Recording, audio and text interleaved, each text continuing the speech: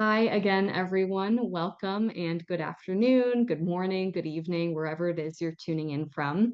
Thank you so much for joining us virtually today. My name is Hala Alawi, and on behalf of Atmosphere Press, I am so pleased to welcome you to today's live author reading of historical fiction. We're going to be hearing from Gary C. Demack, author of The Broken Fife, a novel released on March 4th.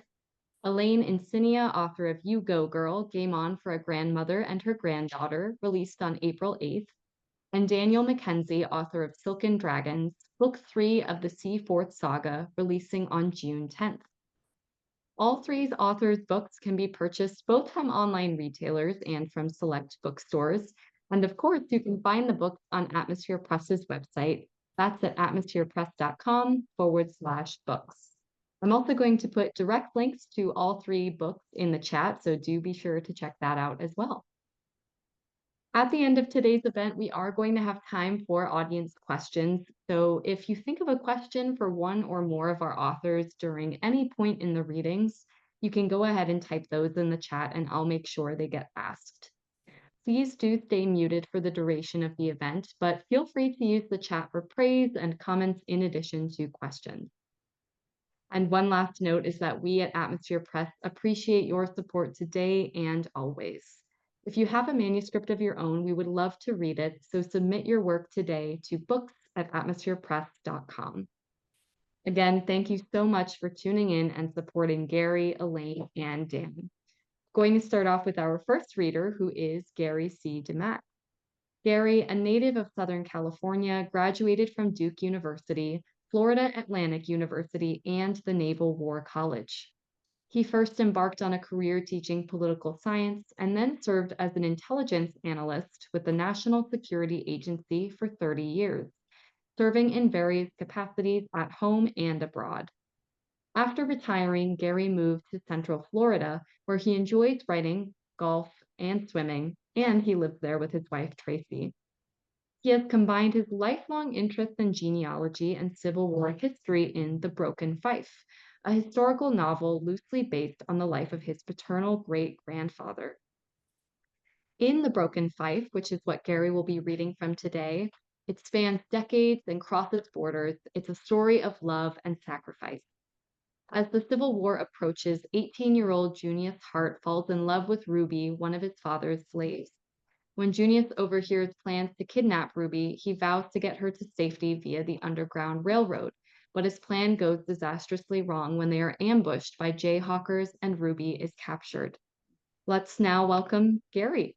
So yeah, there were numerous different scenes that I was thinking about reading, but I settled on one. It's relatively soon in the book because it really kind of sets the stage and the tone for a lot of what happens afterwards.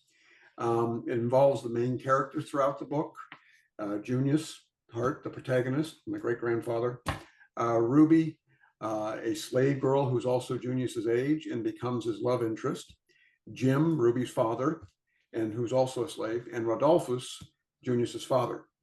Also playing a role in the scene is Sarah Ann, Rodolphus's second wife, and Junius's stepmother, and Lizzie, his younger sister.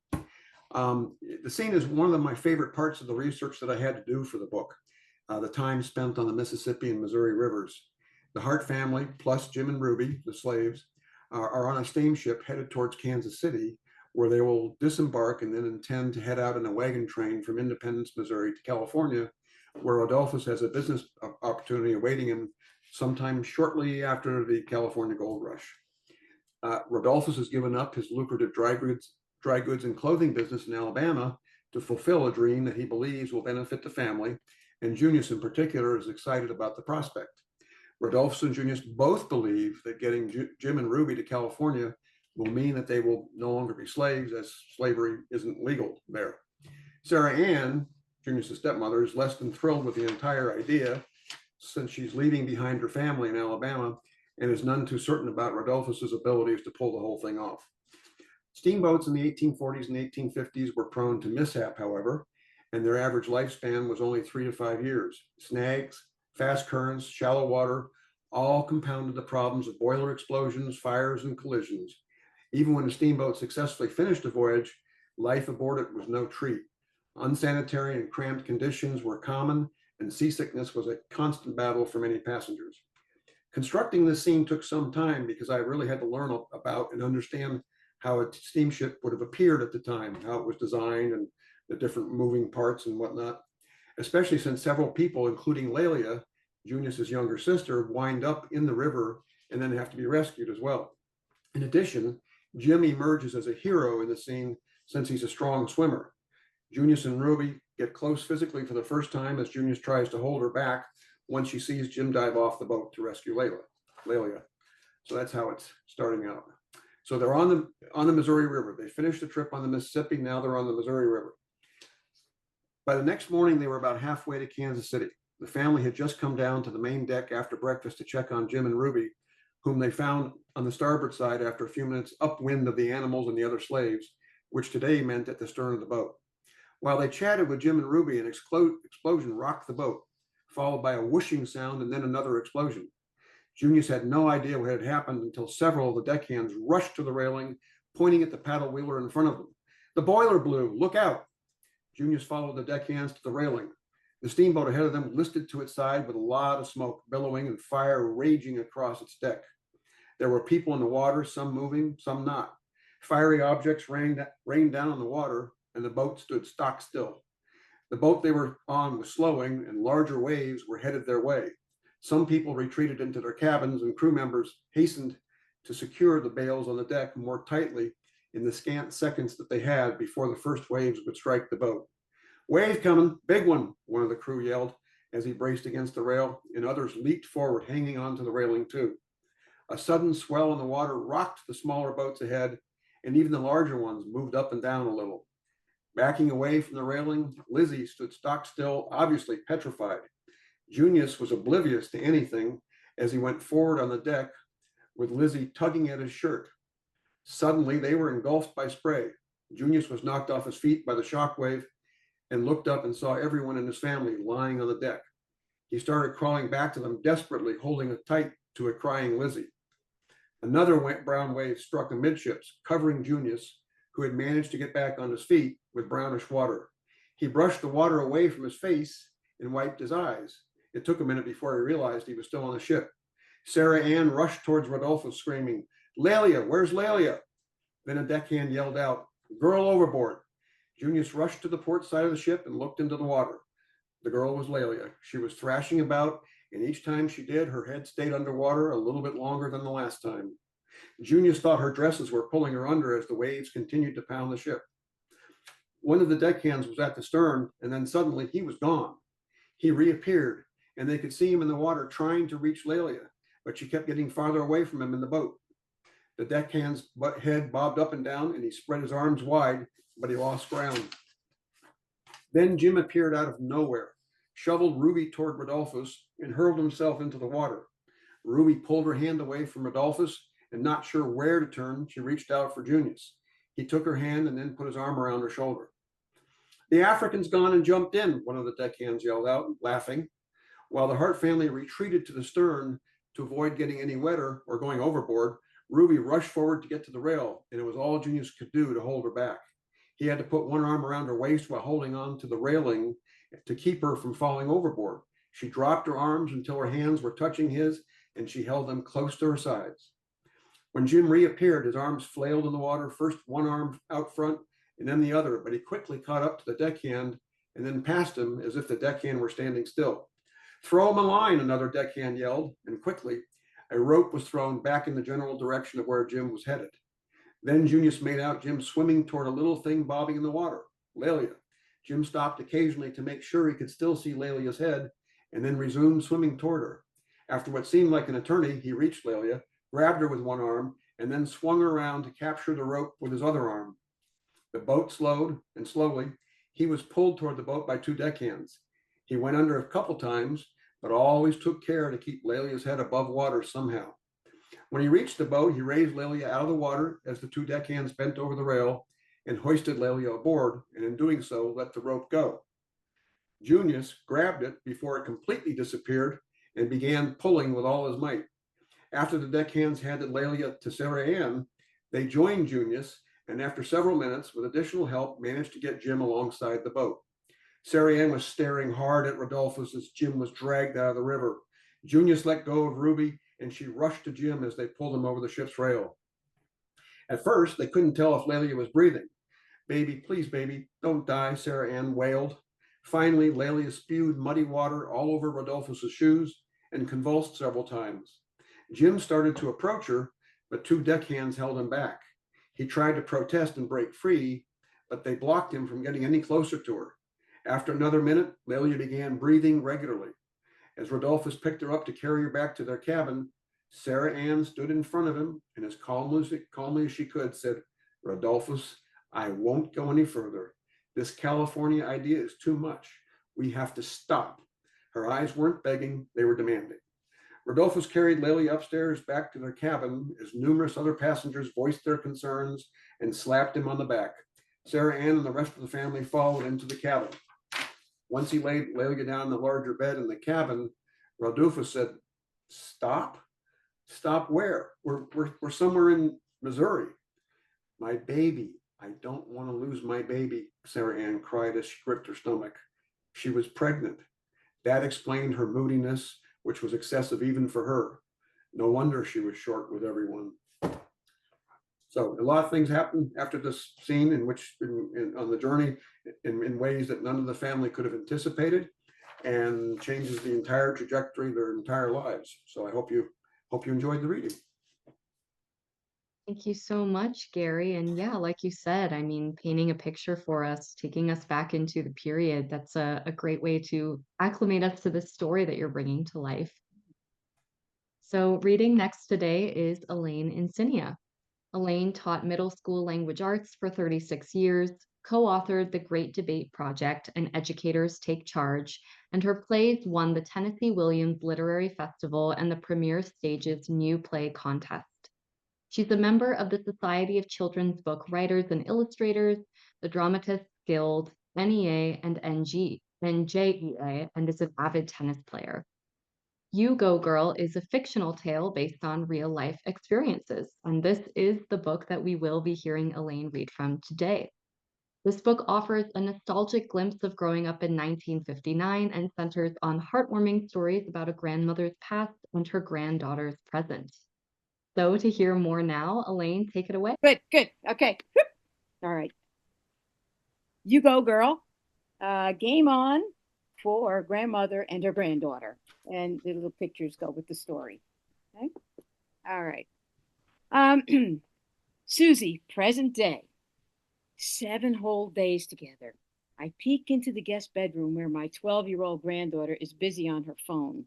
She stops typing, tosses her phone aside, lies back on the bed, and sighs. Bored already. Stuck at her grandmother's for a week.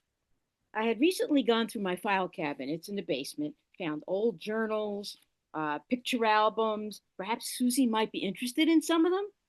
I head into the basement, start sorting out which she might like. Hey, Gram, where are you? In the basement. Come on down. Susie is by my side in seconds. Are you all settled, hon? Yeah, I unpacked.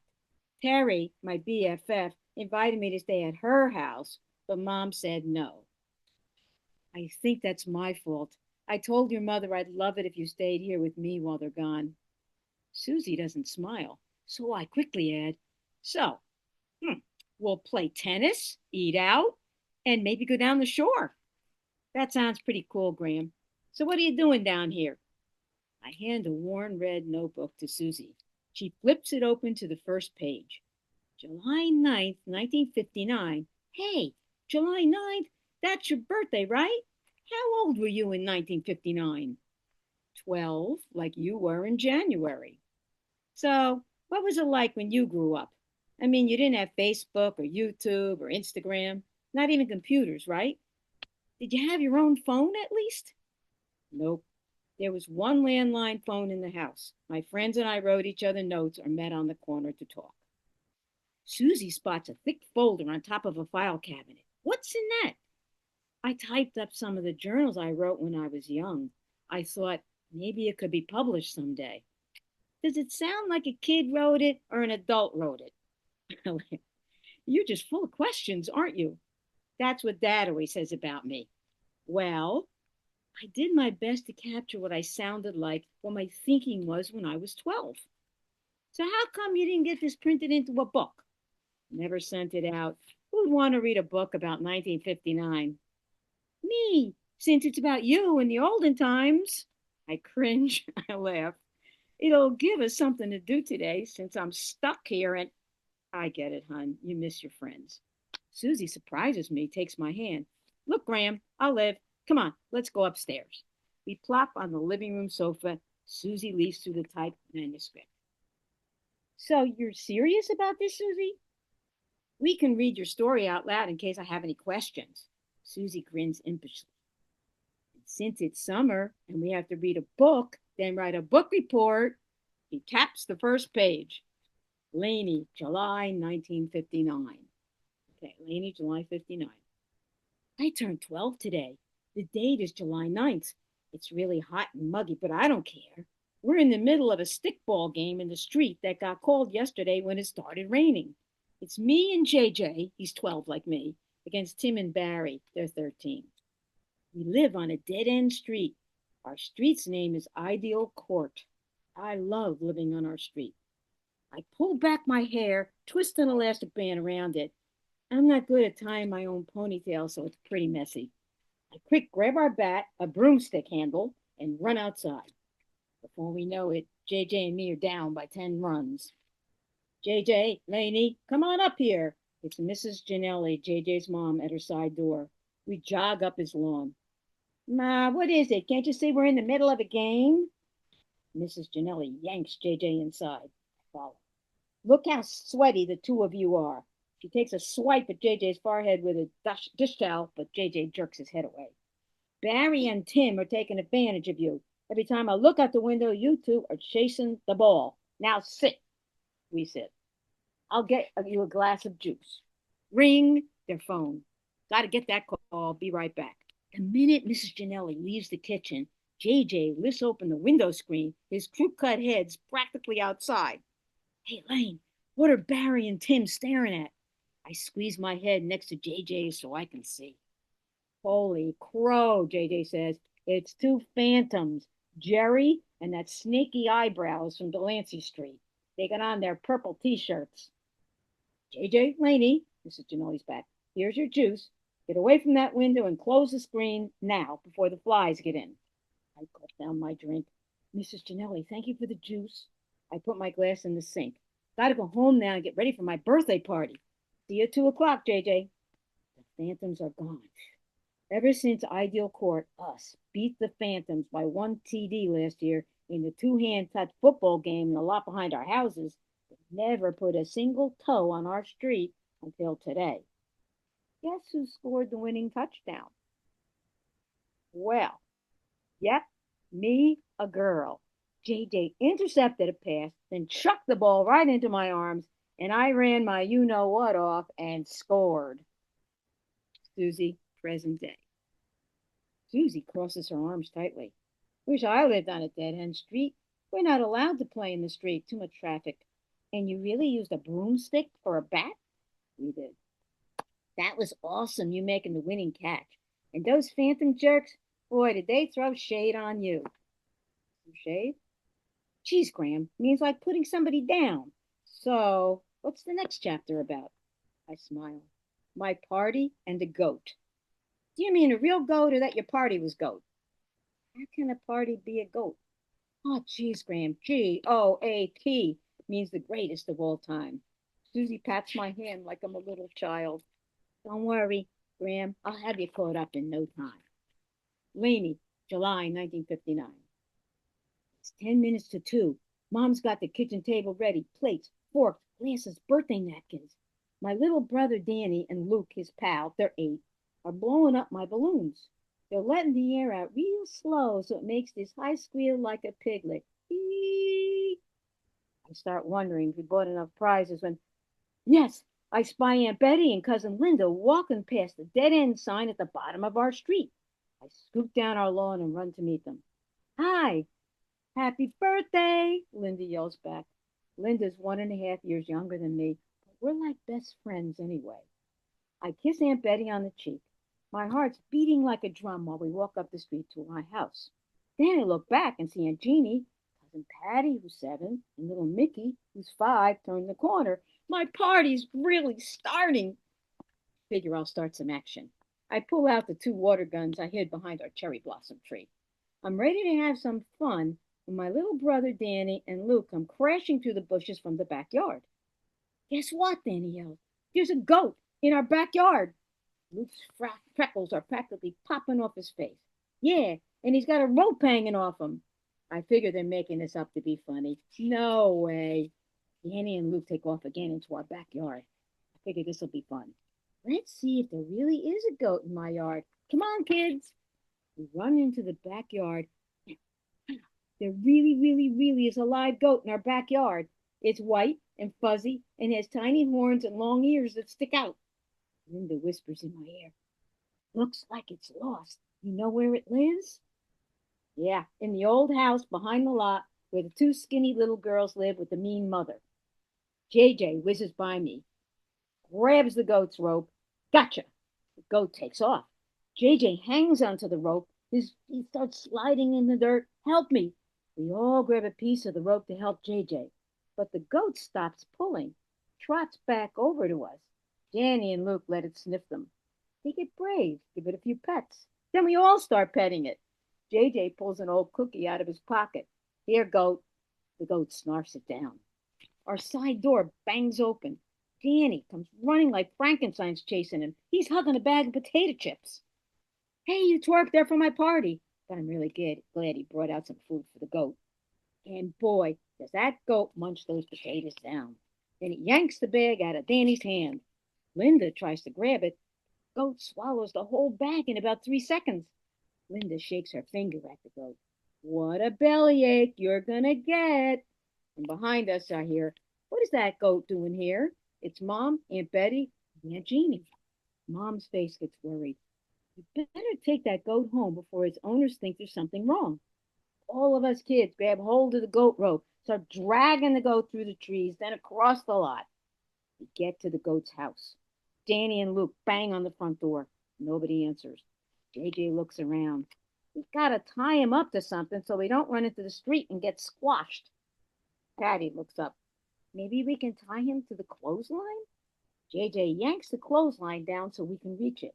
Linda shoves a couple of wet shirts out of the way, and I tie the goat's end of the rope onto the clothesline. JJ tests the knot. Think it'll hold? Looks good, JJ. Now everybody, cross your fingers. Everybody does it. Say bye. They all say bye. When the goat starts munching on grass like there's no tomorrow, we tiptoe real quiet back into the lot. Then we make like rabbits into my yard. Before we can breathe, little Mickey and Danny are screaming at the top of their lungs, look! There's the goat heading right for us, dragging the whole clothesline behind him, plus all the clothes that were hanging on it. Before anybody sees, we drag the goat back to his house. We push him into this garage that's half falling apart. We close the door. Then we tie the clothesline rope back up the pole, and oh man, are those clothes wrecked. Let's get out of here, JJ yells. We all make like rabbits again until we're back in my yard. After we stop, I yell, time to pin the tail on the donkey. Everybody, into the parlor. Danny's almost pinning his donkey tail on little Mickey when we hear Mom shout, oh no, the goat's back. Susie, present day. That goat, he's flex. He's a show-off. Can't argue with that, Suze. Enough reading for today? Susie opens to the next chapter and reads, Rainy, 1959. We all look out the front window. Rainy, 1959. There's the goat on our front lawn, munching a mouthful of Mom's purple pansies, and everybody's outside in a flash, petting away again. Mom, Aunt Betty, and Aunt Jeannie come out. I run over to my mom. What do we do? Mrs. Ginelli opens her side door. Marie, I phoned the police. They're coming to pick up that goat. Oh, no, Ma, JJ groans. You called the cops on the goat? It didn't do nothing. Why'd you go and do that? Mrs. Ginelli does a mean stare at JJ. Inside, JJ. Danny and Luke get real excited. They love seeing police cars with their sirens blasting. There's the police, Luke yells. He's right. Police cars crawling up Ideal Court like it's a snail. It's got 2 policemen in it, no siren. JJ pops out his side door. Here's your last meal, goat. He stuffs a powdered donut into the goat's open mouth. Boy, that goat can eat a lot. Most of us kids would be puking by now. Police car parks in front of my house. The door opens up. A really tall policeman gets out. Danny salutes. Good afternoon, sir. No siren today? The policeman marches up our lawn past Danny. Where is the disturbance? He asks my mom. All of us kids stand in front of the goat. I get brave. It was a mistake call, sir. There was this loose dog, but it went home. Good old Luke points behind us. It's a goat, not a dog. The tall policeman moves us away. He slips a leash over the goat's neck. Danny gets down on his knees in front of Mom. Can't we keep the goat in the cellar till the lady gets home, please? Policeman pulls on the leash. The dumb goat trots after him down our lawn.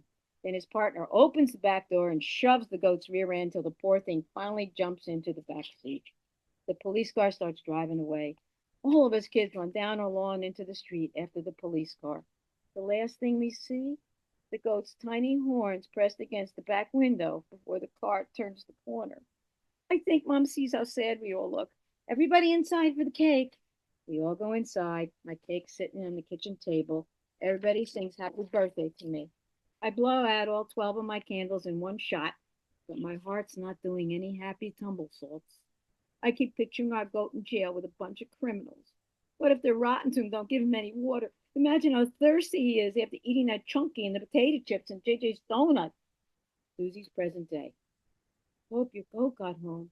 That line about his tiny horns pressed against the back window, Graham? I can really picture that. She thinks for a moment. So, Graham, I bet I know what's going to happen. Yes? I think it's leading up how Lainey saves the goat. Back to Laney, 1959. Ring. My phone's ringing. I roll over. I quick look at my Yankees alarm clock. It's only 8 o'clock. Nobody ever calls us this early in the summer. I hop out of bed, zip into the parlor where our phone is. Mom already has the phone receiver next to her ear, and the newspaper is wide open. Call you back, Betty. She hangs up the phone. Laney, I've got something to show you. Now, don't be upset. She holds up the open newspaper for me to see.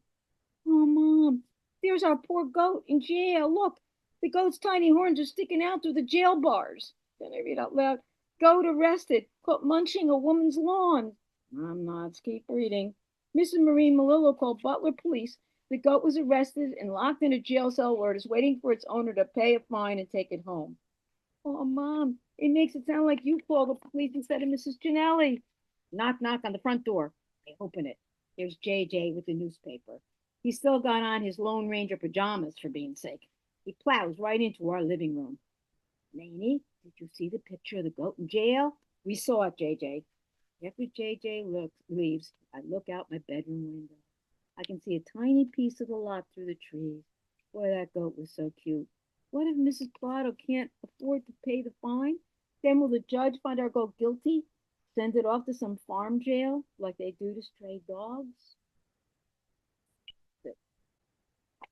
And then, by the way, that's true. And my mother had the newspaper article on our refrigerator for years until they got a new refrigerator and it got lost.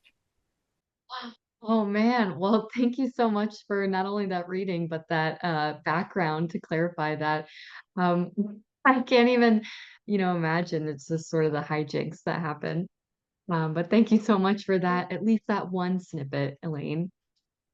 Our final reader for today is Daniel McKenzie. Dan is a writer of short stories, prose, and poetry, drawing from education and life experiences.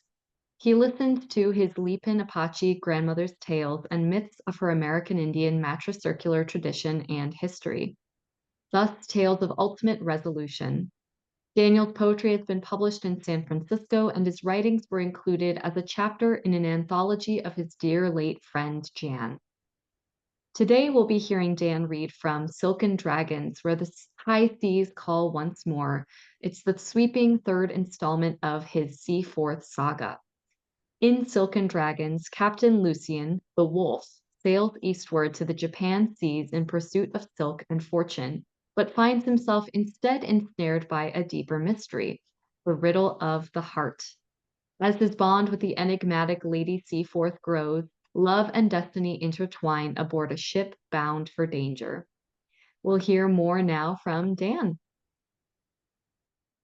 A good friend of mine, lead singer of The Doors, said about creativity.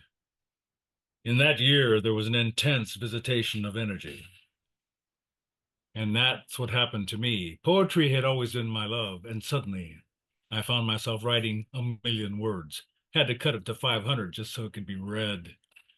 So I'm going to begin with all my books, simply the prologue and the heralding poem that addresses and describes the content. The Wolf of the Aegean, Book 1. Prologue. Our ocean sweetly flows into eternity, and moisture of Seaforth's kiss makes worlds. 'Neath canopy of golden cloudless sun and slung arrows of desire, bounding with the sky and sliding sweet, did herald an Atlantic day upon the deep, bold, and horizon of gold.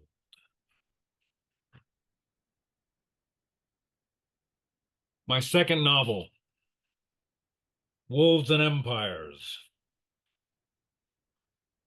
Prologue.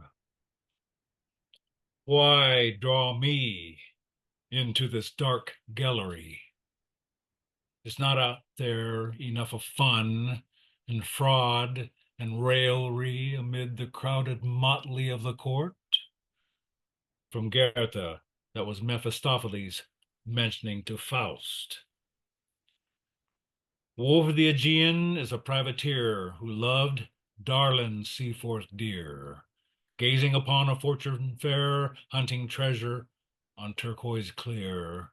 He buried the plunder on islet blue, with testament of valor few, oath upon the sea anew, seeking freedom's fortuitous day on fair Aegean where the dolphins play. Starting to stutter. Better have anybody have any drinks? Okay. And the third book, Silken Dragons. Prologue. Zev. By the way, Zev is the Hebrew nickname for wolf or word for wolf. And the Wolf of the Aegean, his best, closest friend who has partnered with him since they were 8 years old as orphans, trying to keep alive under the oppression and murderous Ottoman Empire, as most empires do. Steal and take from the weak and kill them. Well, these guys survived, and they decided to return the favor. We'll see. We'll see what happens if you read it. Zev, there are communiques concerning an extreme danger called the Wokou, pirates of the China Seas. With the mention of that name, all became silent. The vengeance cresting verve, fashioned of everlasting myrrh, fragrant she sailed the ocean mirror, crossing Wolf Bridge, foaming sheer. Unknown waters, objective clear, seeking dragon silk, most rare. Spasiba. All right. Thank you very much, Dan. And thank you for giving us the sort of taste of various works, especially within the saga. And at this time, we do have time for our audience Q&A. So if anyone has a question for one or more of our authors, go ahead and type those in the chat and I will make sure they get asked. We do already have some questions coming in. So this first one is for all three authors. And I think this is going to be an interesting one to hear from the three of you particularly, but How did your personal experiences or background influence the themes you decided to explore in your book? I'm thinking we could go in reading order. So, Gary, do you want to start us off with this one?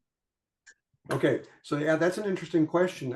Actually, none of this is anything that I related to in any way, shape, or form, except for the fact that I had initially thought about writing a biography of Junius Hart, my great grandfather. So everything in the book, whether it's the music, the Civil War itself, the military engagements, a lot of those things actually happened to my great grandfather.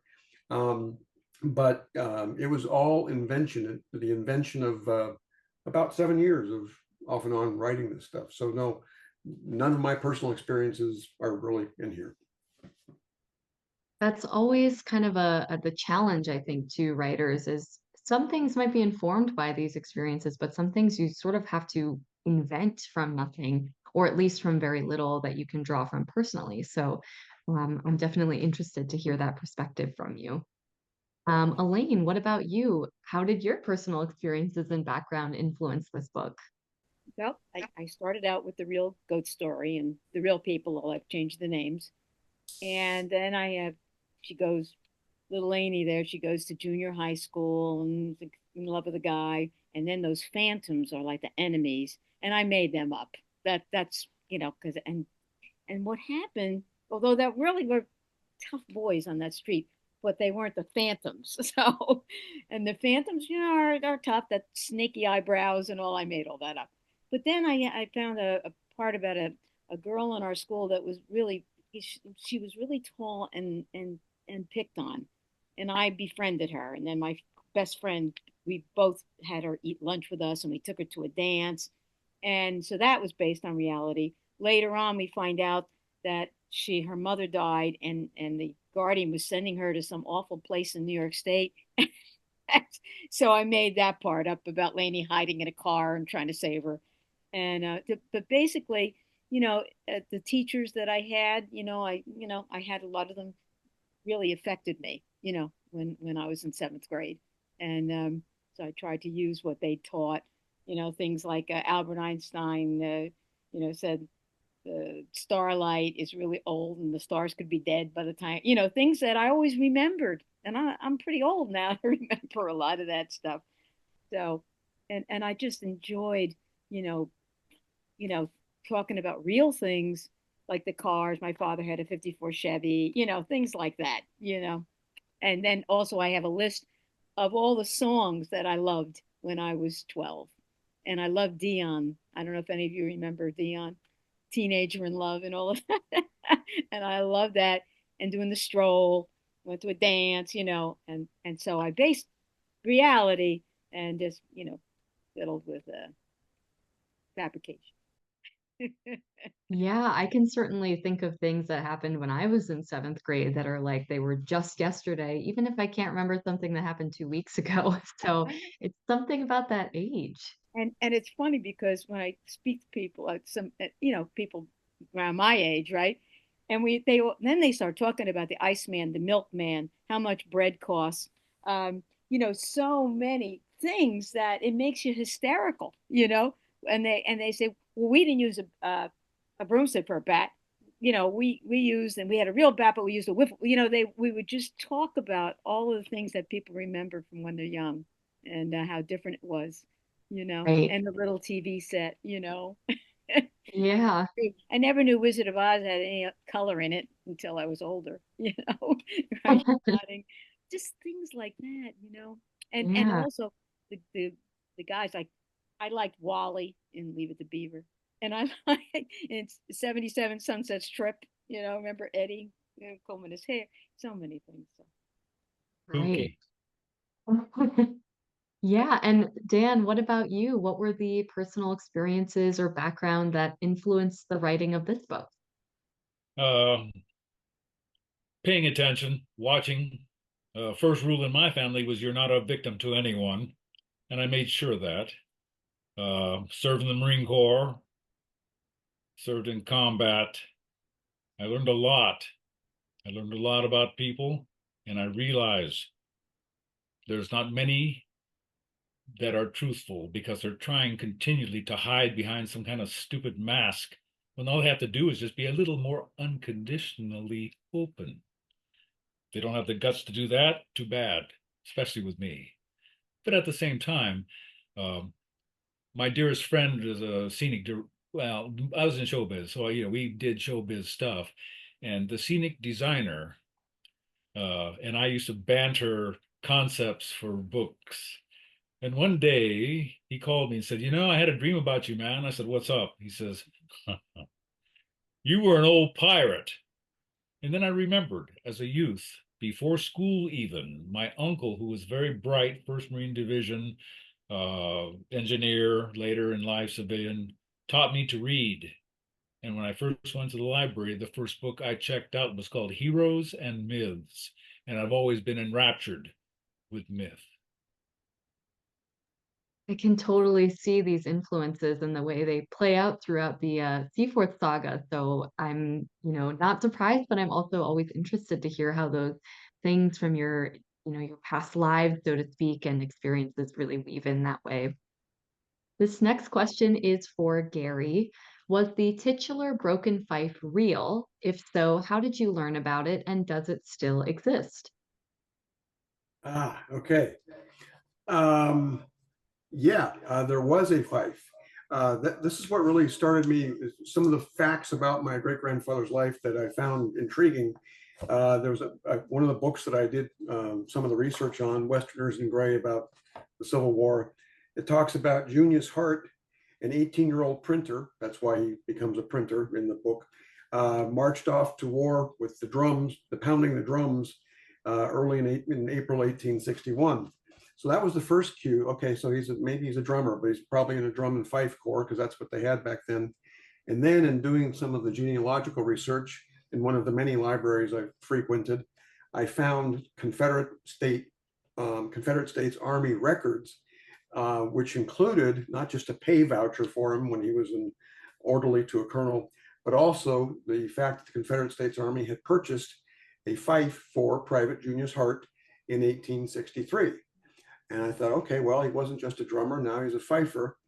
And well, why were they purchasing a new fife for him? And then the imagination just ran wild. I was like, did he lose the fife? What happened to it? He wouldn't have thrown it away. Oh, well, something really intriguing had to have happened to the fife in order for them to get him a new one. And that's how the story unfolded. Yeah, it's funny how one question can bear so much fruit in at least this artistic sense. So it's interesting to see that that's how this book came about. Kind of a similar question that has come in. This is, what was the first idea or moment that set this book in motion for you? Again, for all three authors. So while we're here with you, Gary, is there anything you want to add to that? What first set things in motion for me? Yeah, it's a long, tortured story, but it really started out to be just a biography. And then when I gathered the few facts about him, and I found out that his father, Rodolphus, had been a peddler, a German Jewish immigrant who became a peddler in Alabama, of all places. And then I did a whole bunch of research as to whether or not that was the case. And yes, it was. And why did he come there? And why did they wind up going on the steamboats? And a librarian said to me, are you finding what you need on Ancestry? And I said, no, I've tapped it out. I'm done. I said, why would people from Alabama all of a sudden in the 1850s just pick up and leave and wind up in Missouri? And he said, California Trail. And I went, what? He said, yeah, a lot of them didn't make it because of steamboat disasters, Indian attacks, cholera epidemics, accidental deaths. And I went, oh, there are my chapters for why they wound up in Missouri. So that's how that came about. Yeah, and just sometimes a conversation can lead to so much more. Right. Dan, what about you? What was the first idea or moment that set either this book or maybe even the whole saga in motion for you? Bantering with Jeffrey on titles. We have fun.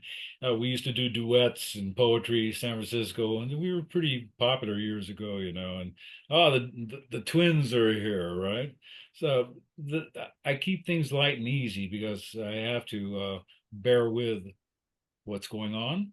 So what I do is poetize everything. I make sure there is something that has heart involved. If heart's involved, then it's easier on oneself and neighbors. Absolutely. I'm definitely kind of intrigued to hear that this was a title first sort of artistic endeavor. I think those are always very fascinating. Um, but also, yeah, I mean, that can be, stories and art forms like writing can be such a great way to maintain that heart and keep conversations alive and that kind of thing. And I, Elaine, what about, oh, sorry, go ahead, Dan. I just wanted to say I sent off to the New Yorker uh, gothic horror tale, so I I do that too. The other side of the emotional spectrum, perhaps. Well, you And have to, Elaine. especially if it has a little religion thrown in, then it's a lot of fun. Lots to unpack there. Yeah. Um, so Elaine, as for you, what was the first thing that set this book in motion for you? Well, I had started writing, little memoir, and my cousin Lynn, who I read about to you, um, she she passed away at a pretty young age, and not only was I like the grandmother to her kids, and they always looked at me maybe like a second mother too. And on the day before she passed away, I was at the nursing home with her, and I said, "Oh," she said, "Well, what are you?" She was still okay, and what are you doing? I said, "I was writing about remember the goat who visited the birthday," and she said, "Oh, Lane, I remember that. Oh, and you're writing about it. Good." And she's, and she said, "Oh, it was so much fun." And the clothesline. And I said, "Yeah." And it touched me. She passed away. So I just had to sit down and just go with it, and yeah, Yeah, that was the keeping most. right, keeping stories alive is such an important aspect of storytelling tradition going back so far. So I think that completely makes sense how that kind of led to the birth of the entire book itself. So at this time, I just want to say to our three authors, it was so wonderful to hear all of you bring these books to life. It's always a special thing to be able to hear an author read their own work. So thank you so much to Gary, Elaine, and Dan for being here with us today. Thank you, of course, to everyone in the audience as well for helping us celebrate these wonderful authors. Don't forget that you can order the Broken Fife, You Go Girl, and Silken Dragons from the links in the chat. I'm just putting those one more time in the chat so they're easily accessible for everybody. Please also consider checking out atmospherepress.com to browse our new and forthcoming releases, sign up for our email newsletter, or submit a book manuscript of your own. You can submit your work to books@atmospherepress.com and just let us know that you attended today's event. We look forward to hearing from you, but until then, that's it for tonight. So have a great rest of your week, everyone.